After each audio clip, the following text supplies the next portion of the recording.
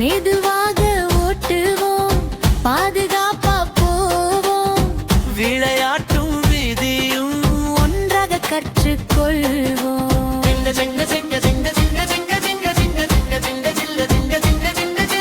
சின்ன சைக்கிள் என் சைக்கிள் சிட்டு சிட்டு ஓடுது, காற்று வந்து கதை சொல்லு, மணி மணி சிரிப்பு கூடு.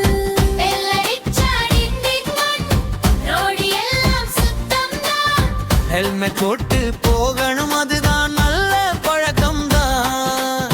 மெதுவாக ஓட்டுவோம், பாதுகாப்பா போவோம்.